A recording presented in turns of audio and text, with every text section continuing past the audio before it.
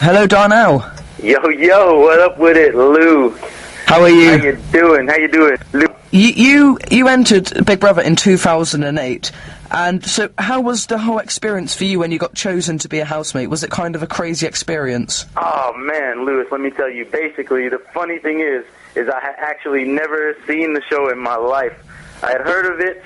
I was pretty much quite new to the UK. I'd only been barely under a year. I'd been living here, and so when throughout the whole process, I just kind of was pretty much nonchalant. I was pretty much aloof to the whole thing, and they don't really tell you until the very last minute that you're going in, and you kind of don't want to really get your hopes up or nothing, because you know how it is when you get excited about something and it doesn't work out. So you kind of do the opposite. You kind of don't really bother, and then when it does happen, you're kind of like, ooh, that's all right, and then deep down you're thinking, hey. So I mean, it was pretty cool, man. I was pretty anxious. Didn't really know what to expect. I kind of thought I was going on a summer holiday, but that turned out to be quite the opposite. Did you enjoy yourself when you were in the house? Did you get on with the other housemates? I mean, for the most part, I could say that it was an enjoyable experience, but obviously, because it is reality TV, and most of it is quite real, 24 hours a day, with only pretty much 1 hour to 2 hours of actual constructed activity. Most of it is just hours upon hours of just dealing with each other. So obviously, just like in any family, you have your moments where, you know, people aren't getting along, or some people just get fed up, and that happened quite a bit. At least every day someone got into it with someone, but at the end of the day, we all shared a bond, is the fact that we were housemates from the same series, and we'll always have that bond. So it's kind of like family. Sometimes you gotta hate to love them, sometimes you love to hate them, you know what I mean? But you finished on fifth, which was actually really good, so the public they liked you. So did that make you feel good knowing that you finished fifth? Oh man, definitely. I always wanted to stay into the very last day. I really wasn't bothered about winning or losing. It was just about staying to the last day, because the worst thing for me would have been to be at home watching someone else do some crazy, cool, fun task. Like, for example, I remember Stuart was a huge Michael Jackson fan, and the week that he got evicted was when we had the Michael Jackson Thriller dance test. And I could imagine he probably was like, you know, he probably been pretty excited about taking part in something like that. I just didn't want to miss out on anything. I wanted to be part of the whole experience. The only negative thing about being in the final, though, is that once you come out, the show is over, so then you instantly become irrelevant. Whereas if you were to be evicted halfway through, because the media can't get in contact with the housemates who are in the house, their only source of information is the housemates who are out the house. So a lot of the work goes to the people who are evicted early. So in case anybody was thinking about ever going on, well, it's finished now, but for those who wanted tips about being on Big Brother, even while I was in there, housemates would tell me, you do not want to reach the final. You do not want to reach the final, because if you reach the final, you pretty much won't get as much work or as much money. And obviously a lot of the housemates had been watching it for years and years. I mean, a few of them tried out 6, 7, 8 times. So a lot of people really knew what was going on, where I was quite clueless.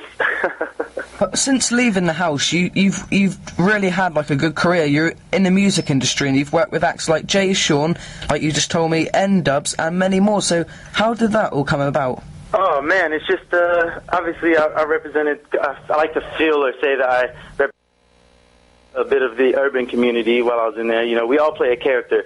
The viewers all look to a housemate to relate to, whether it's because of where they're from or how they speak.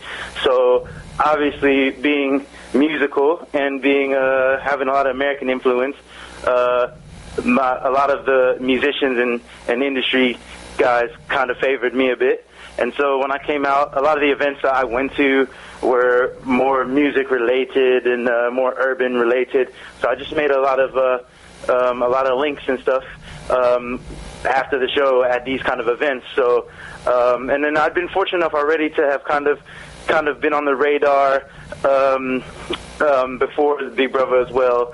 and you know, meeting people like the likes of Chipmunk and N-Dubs and all that. Obviously, I respect their music, and I more than respect their music, I love their music. And so I just took a lot of opportunities to, when I got to these places and got to see them, to obviously make myself known. And at that time, they hadn't really blown yet, and so they were pretty excited about the attention that I was getting, because it kind of showed where they were about to be with, like, quite soon. Do you know what I mean? And sure enough, I think the week after I met Dappy, the N-Dubs went platinum. Or the day that I performed at the O2 with N-Dubs, they had just gone platinum. So that was a big thing to be a part of. I got another question here, and so I want to ask you, what was your favourite moment for you in the Big Brother house? Something which stood out? Boy, there's so many. I can't even say if I can narrow it down to one favorite moment, but I don't know how un-PC this is, but I don't know if anybody remembers when we were playing baseball and poor Mikey got hit in the head with the baseball. I mean, you feel wrong to laugh, but geez, someone posted it on my wall on Facebook recently, and oh man, it gets me every time. So I would say that was definitely one of the more cringy kind of bad funny moments. I think another, let's see, for me, oh man, there's just so many, Lewis, man. I think going in was pretty cool. Going out was pretty cool. Obviously meeting everyone, made a few friends, but there's so many moments. And when you got interviewed by Davina, was that something you really enjoyed? Oh my gosh, definitely. That was amazing. Davina is amazing. She's like a second mother. She is like the den mother to the housemates, isn't she? And she's very pretty as well. It's been fantastic talking to you, and we're going to play your hit, Kisses Aren't Contracts, and thank you very much for speaking to us. Thank you, Lewis. Thank you, Darnell. I'll holler at you soon. See you at the top, bro. See you later. Bye. Holla.